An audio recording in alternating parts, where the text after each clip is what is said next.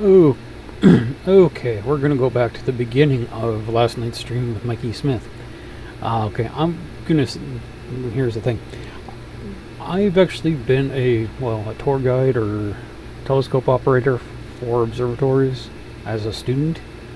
They're most the first time was at UMB,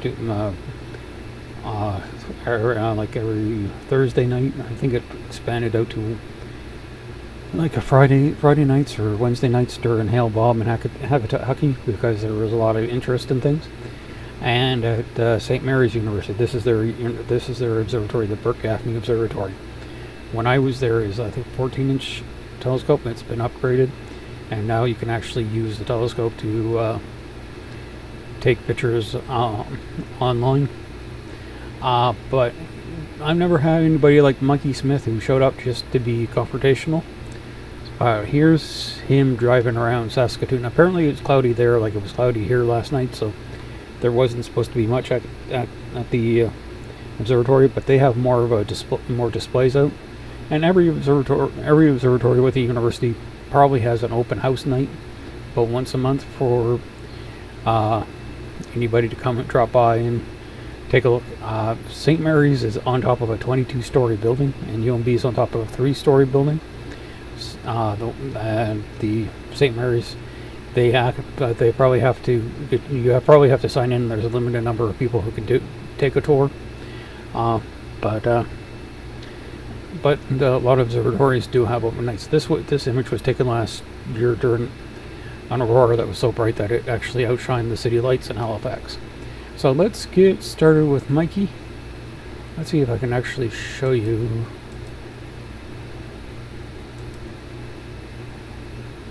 Let's see if it comes up.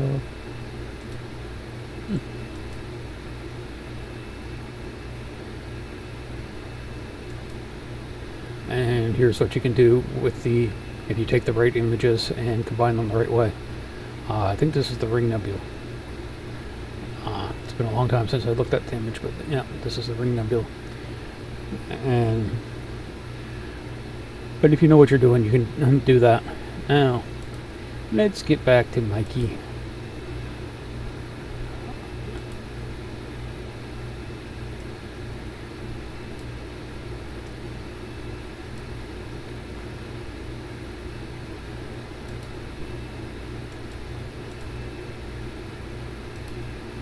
Okay.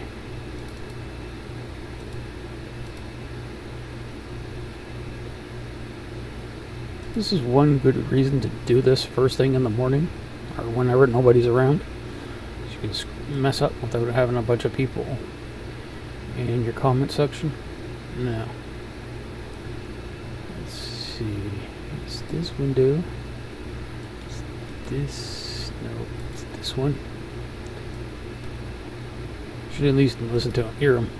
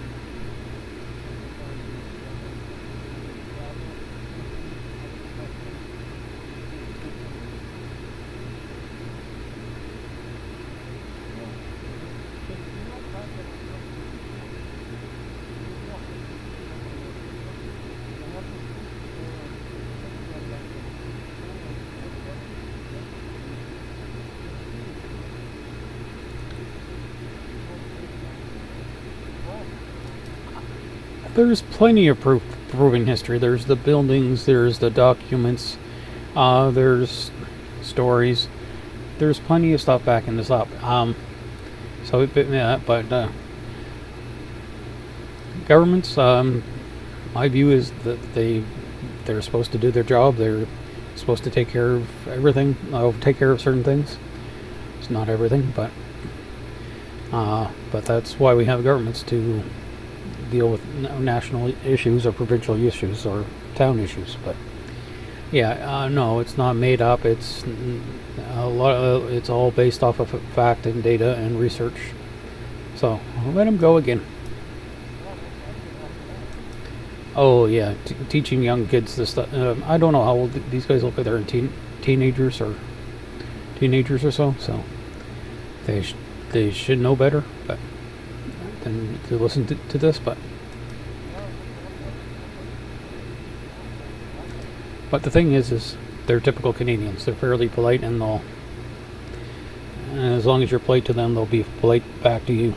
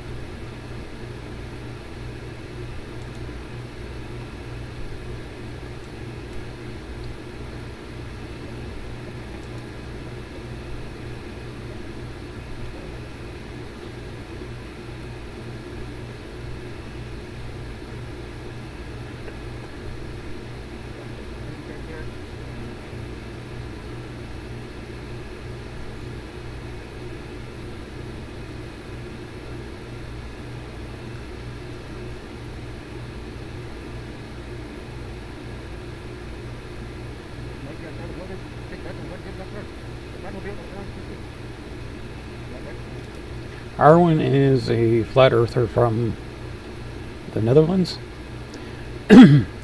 um, he, he had a YouTube channel where he streamed 3 hours a day on, but one day it was taken down completely. He's on another service called Rumble, which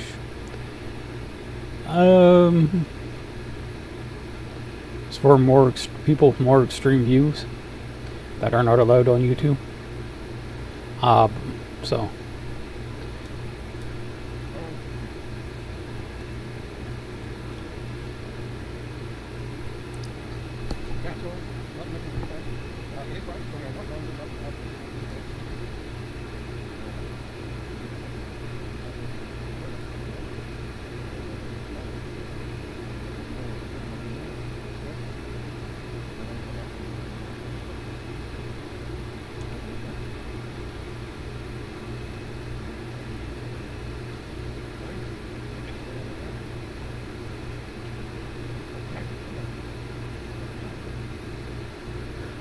this is what Mikey should talk about, his cars.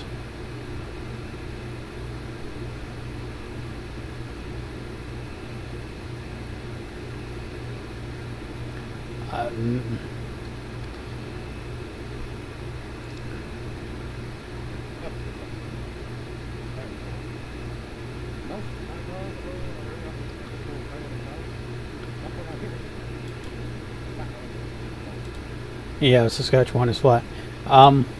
There are telescopes higher than the clouds. Mauna Kea, there's like the Keck Observatory, the Canadian France-wide telescope, the Maxwell Clark telescope.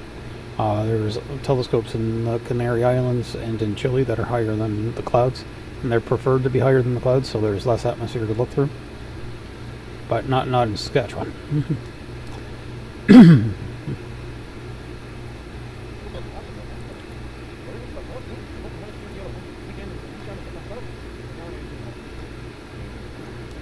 Well, you kind of go, yeah.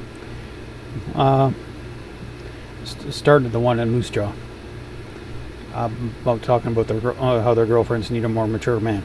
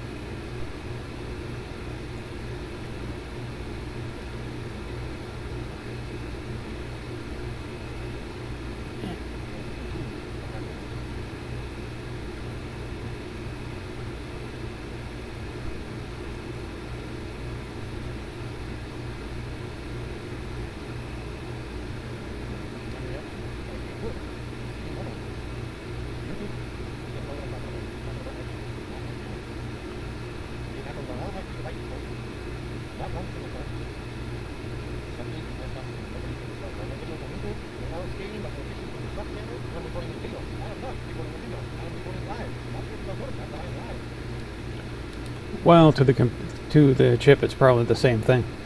But for what I heard, it's the selfie cams tend to flip things around. I haven't dealt with the cell phone in a while, so.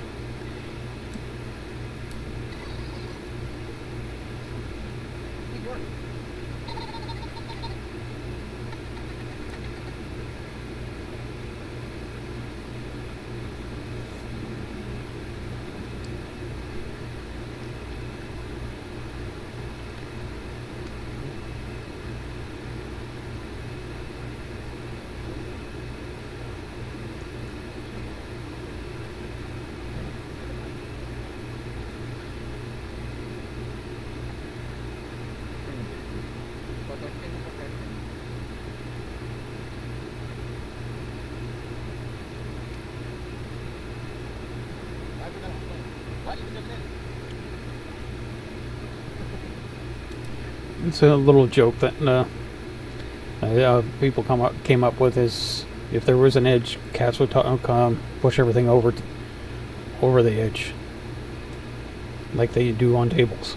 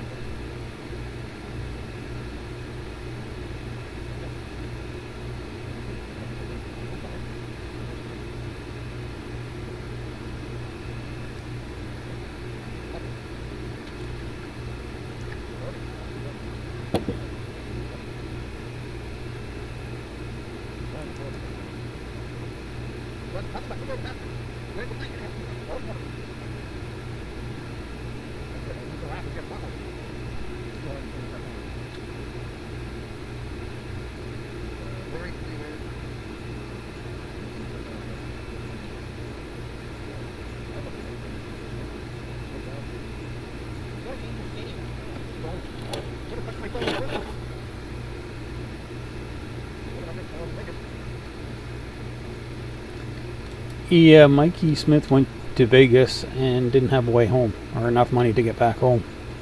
Yeah, like the phone has settings that are set before you touch the phone, called default settings. So that's probably what it is.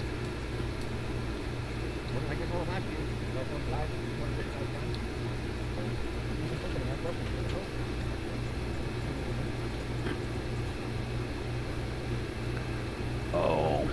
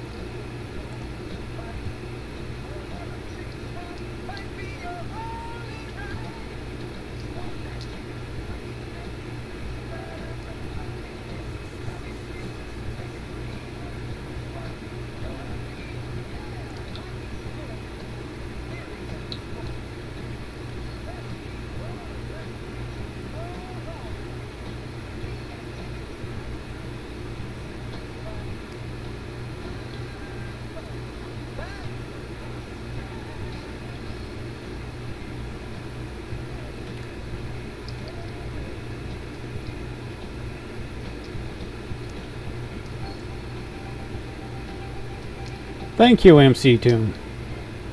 And what is Sonos AI for this song? But Mikey seems to be very happy about it.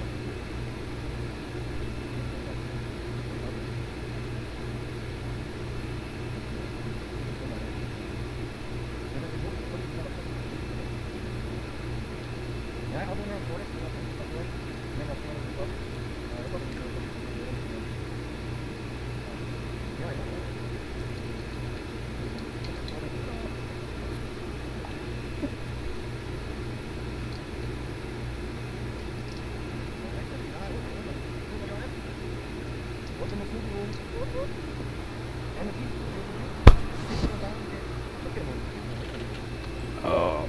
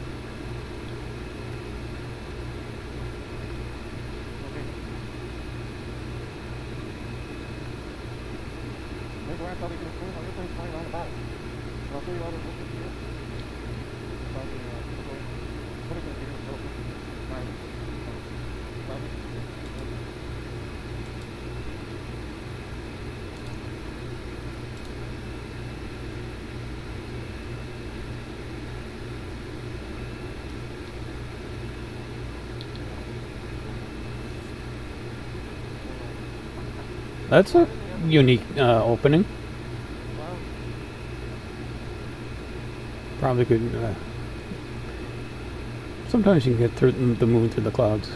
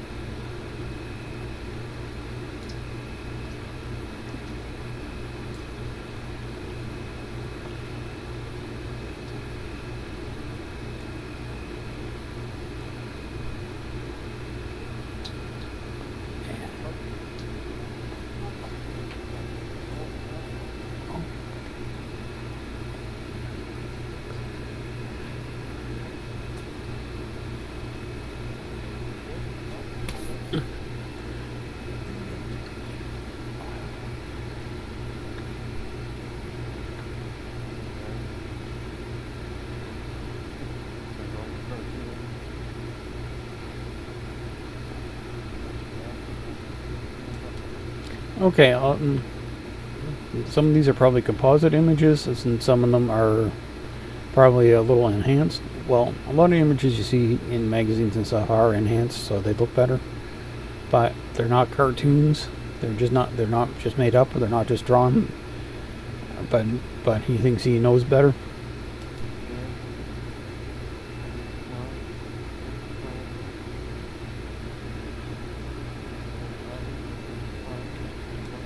That is the sun. We have many observatories. We have the Solar Dynamics Observatory in orbit around the Earth. We have Stereo. I don't remember where Stereo is. There's another satellite looking at the sun. I think it's... And then we have the Parker probe that's going in and out of the in and out of the solar atmosphere. Okay, I'm going to look up one here, and I know I'm not going to spell it right or anything.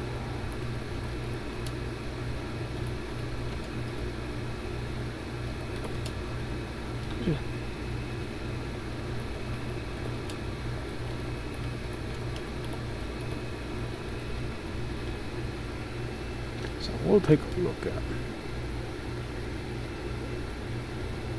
Okay, I even got the first name wrong. There's the Daniel K.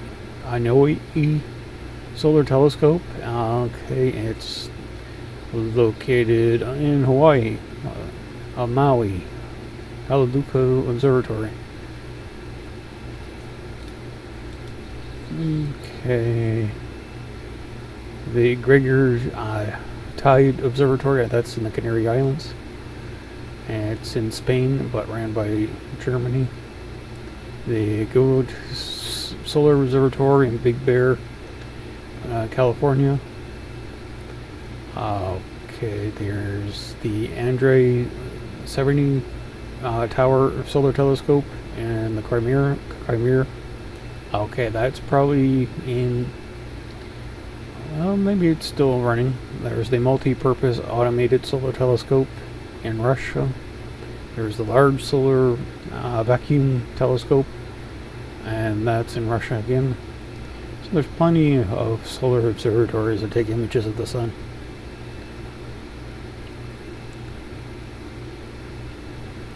The reason why there's so many solar observatories is because it's the nearest star, and understanding how the nearest star operates in its kind of middle-aged phase is a good idea how to model other stars.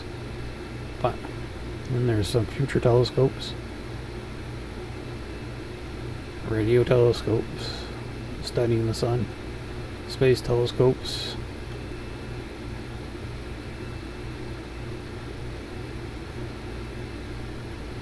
Okay.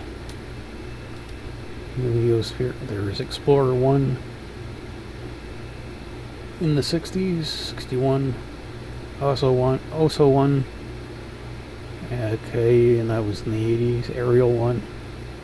I know we don't have to go through all these, but Progress 1 in 72, Progress 2 from the USSR, Skylab and the Solar, and this is Skylab and the Apollo. Okay, Explorer 50. Okay.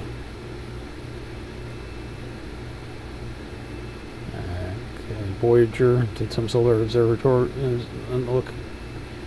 Solar maximum mission.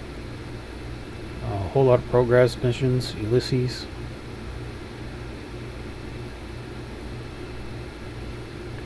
Okay. Oh yeah, there's also SOHO. I forgot about SOHO. The Solar and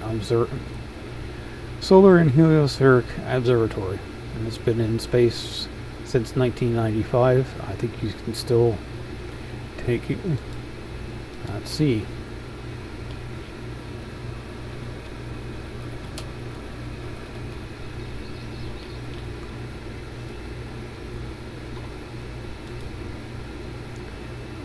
Okay, the latest SOHO images.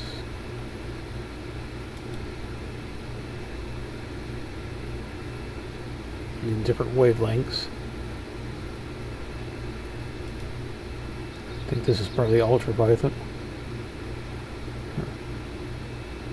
See all.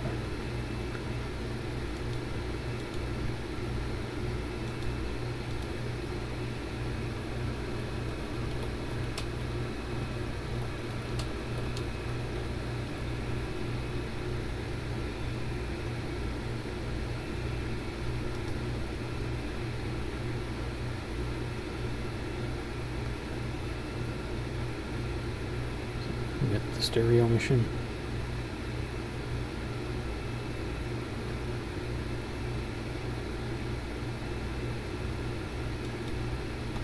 So you get all kinds of images in the sun.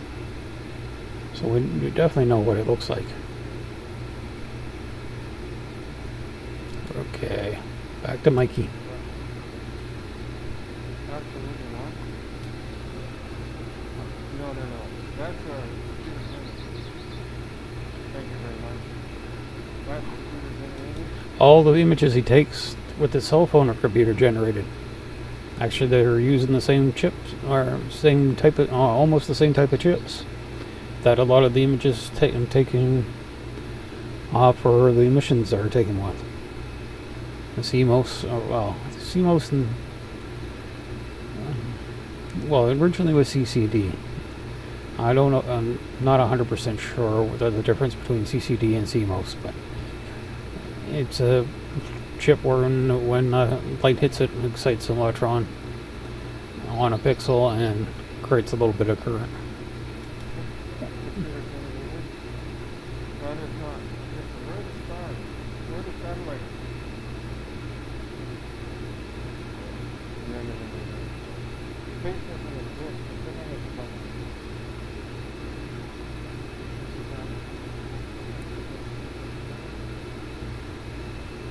One thing they're obsessed about is there was a picture called the Blue Marble made for an Apple phone years ago, and they think that was the only picture ever taken of the Earth, or ever generated for the Earth, and that it was stitched together by a number of other images.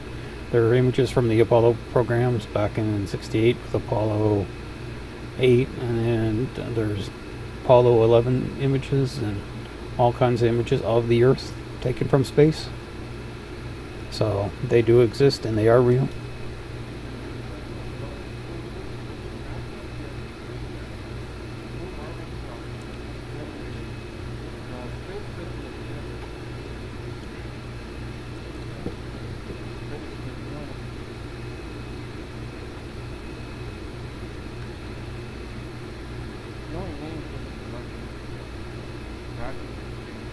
Okay, you notice a lot of the words are actually the right side around because he's actually using the camera facing outwards,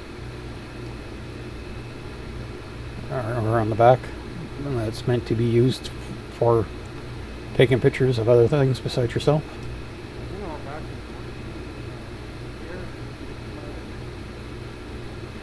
The stars are not made out of fire. They're made out of plasma that's heated up by nuclear fusion in the middle, and which is created by gravity and pressure.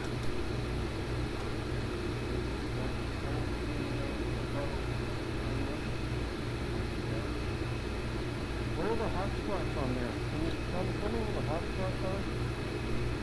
Under those black spots on the sun? Up in the moon.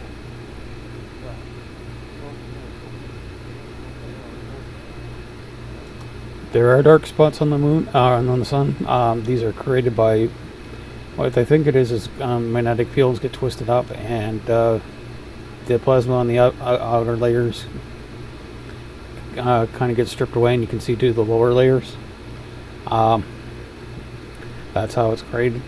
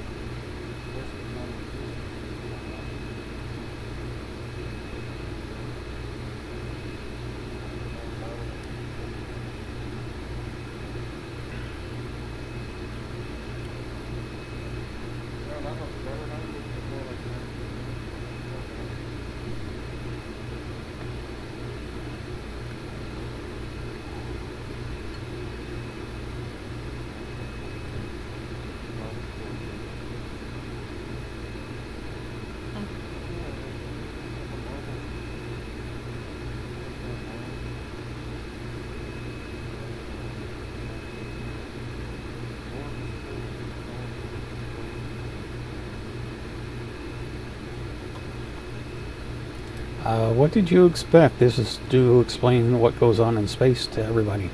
So they have to have some displays of the knowledge.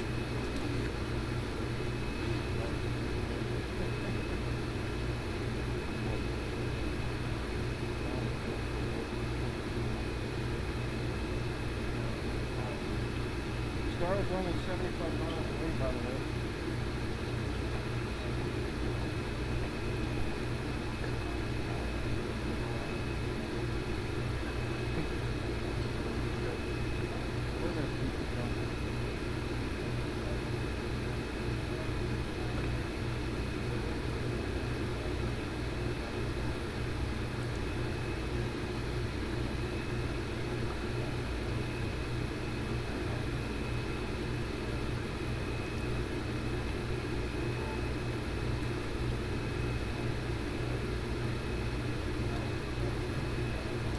That's how telescopes used to be.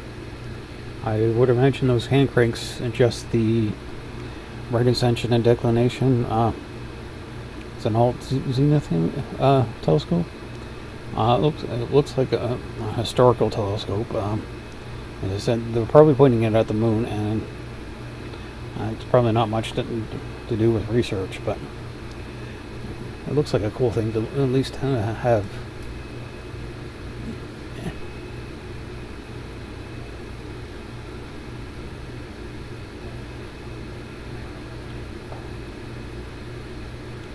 Oh yeah, if you're in an observatory at night, most of the time it's dark, and it is like those domes, when they move, they do create a racket, and sometimes you can get a little dizzy because you lose track of, but it's a bit of an experience.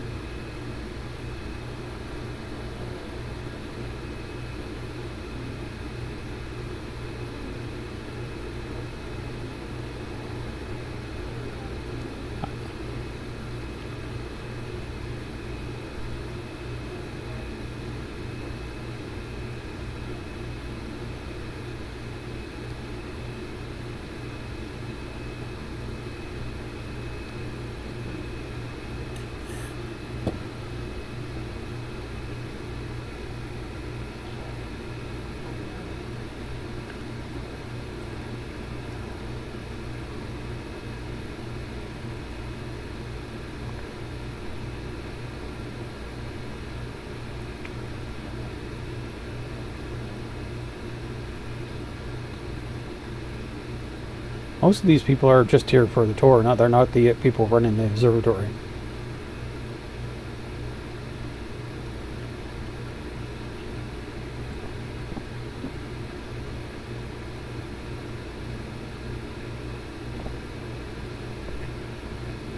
There's no movement. Move the lane.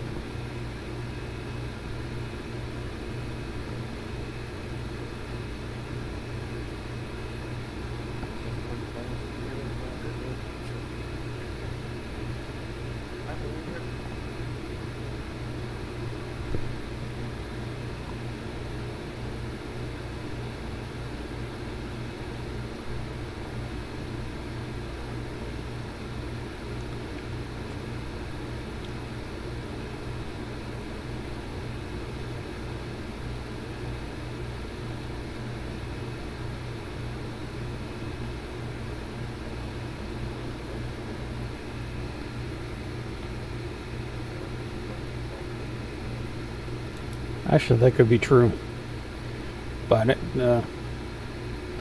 that's depending on the difference in the ratio in focal lengths. But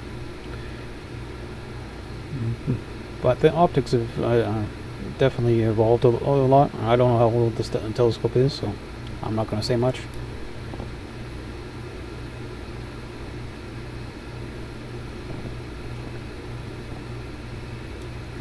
And actually, when talking about Comet Hakataki in the 90s, the guy who found it, the Japanese guy who found it, actually used binoculars to find it.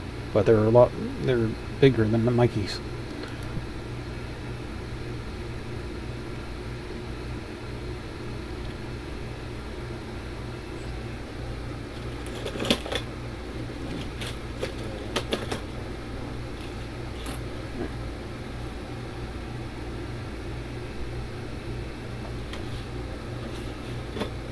Nope. I've actually had people come and asked if they can take images through the clouds, and I actually had one person who thought I could speed up the rise of the moon, so they can get the image before they went out partying. It was on a Thursday night. I never got why people think Thursday night's a party night. It's just not me, but I'll let it go now.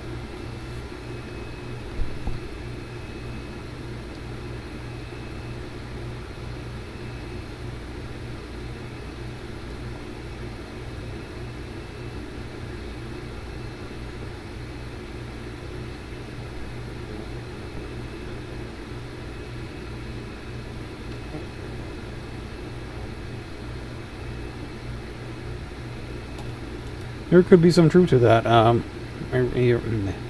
Uranus and Neptune have a lot of methane in their atmosphere. But,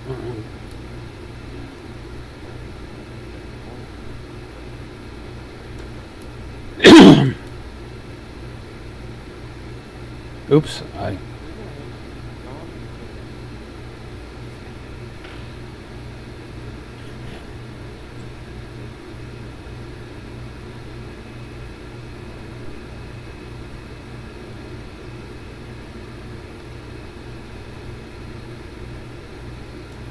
videos actually are bad ideas for observing stars, because or galaxies and stars and those objects, because what you need is a long duration shot or a combination of shots, very still. In other words, but if you take a video, you just may end up with a blurry mess.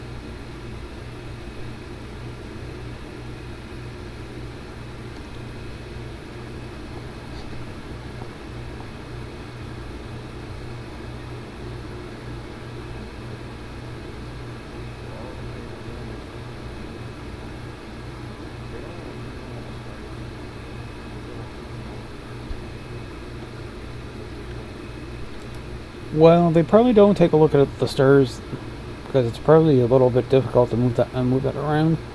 When I did tours or whatever you want to call them, I did like a planet, the moon, and some deep space object.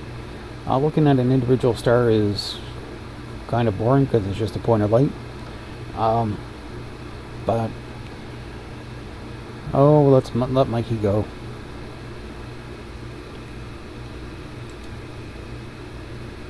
Okay, it's not boring, but it's just there's typically just some more interesting objects.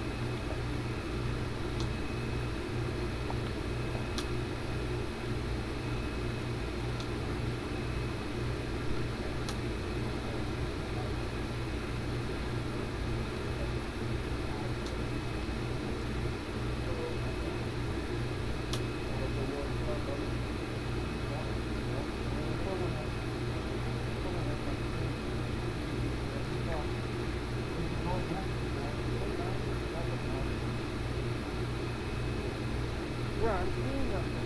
Yeah. That's a conspiracy claim we're seeing those things. I reported it on the I haven't checked. Well, we're looking at all this stuff too. What's up, guys? Okay. Most flat earthers and conspiracy theorists think NASA and the space agencies are in charge of things.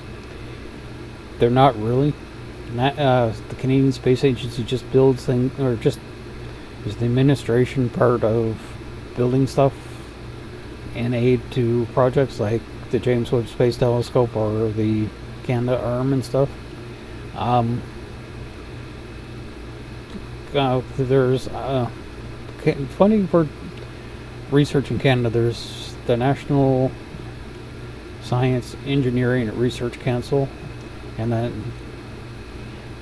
the National Science Council.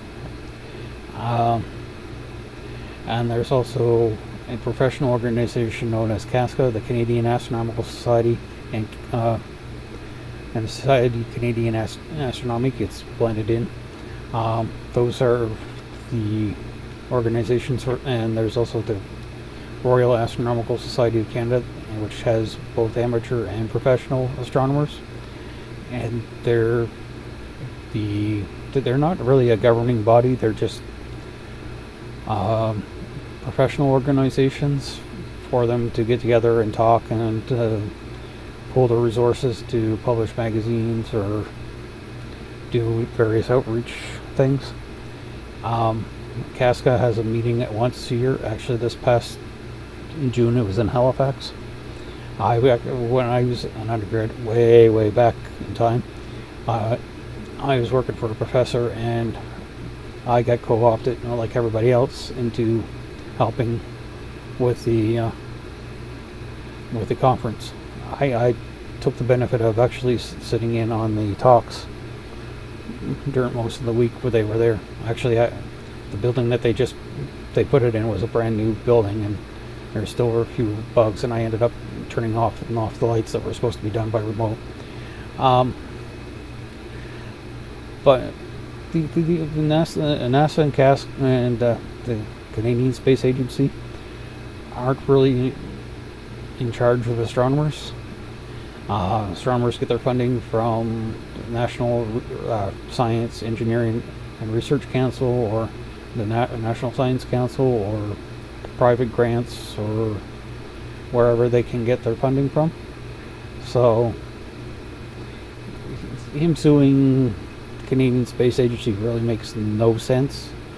But they all think, oh, NASA is in charge of the CIA and all the other space agencies in the world, and there was one guy who worked for JPL before JPL got associated with NASA, and that guy was friends with I think Satanist or whatever in California, and they think NASA was founded by a Satanist, or Werner von Braun, who was part of the building of the V1 and V2 rockets in Nazi Germany, was in charge of NASA. He wasn't. He didn't get transferred over. He didn't get transferred over or got hired by NASA until several years after NASA was started. And when NASA was getting started, the first director was a guy named James Webb. Yeah, there's the space telescope named after him. But he's also has some controversial issues related to him. But it's not really NASA or the Canadian Space Agency that funds a lot of these. Like the Vera Rubin telescope was funded by the National Science Foundation and the Department of Energy's Science Division. So NASA wasn't involved at all with the construction of the Vera Rubin telescope down in Chile. So it's just, in reality, it makes really no sense. And to sue somebody, you have to probably show that you have evidence that they did it wrong, and he has no real evidence. So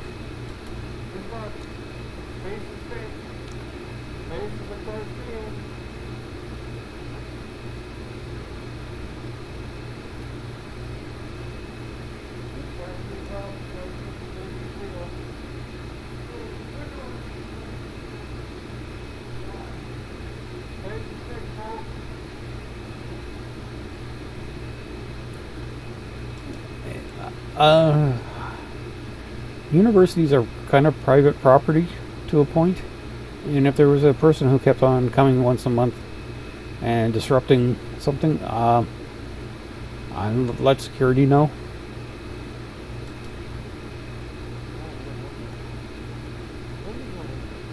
Yep.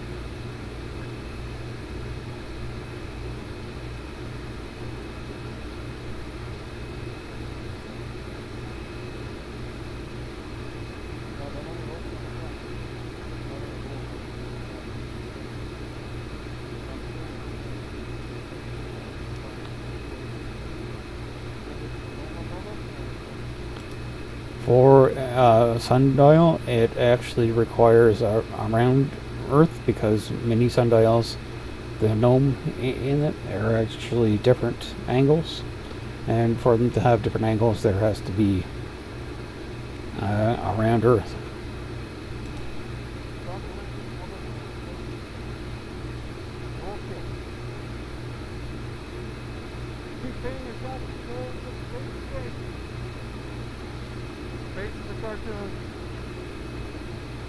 Absolute bullshit, man.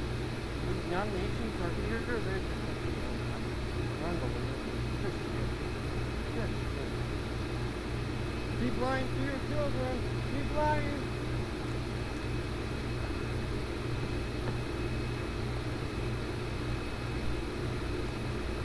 I'll see you in a couple weeks. I'll be back. You can be front.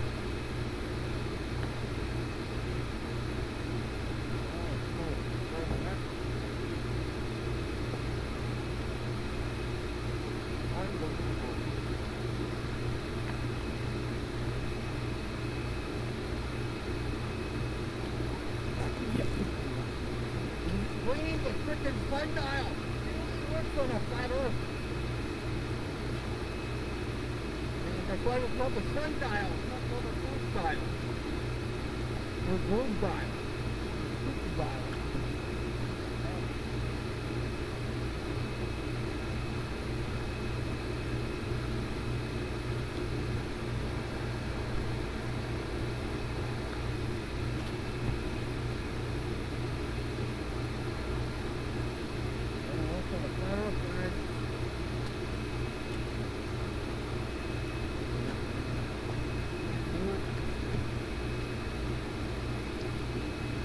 I'm asking why they're here.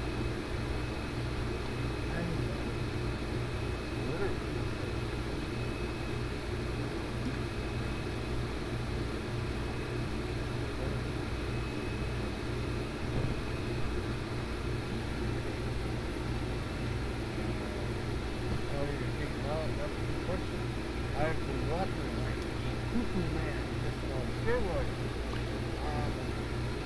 When I'm home, when I get excited, I sometimes watch twice a day.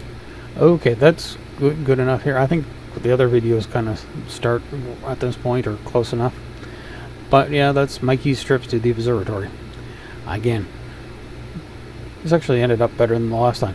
Okay, I hope everybody has have a good day and or good night or whatever, and have a good and goodbye.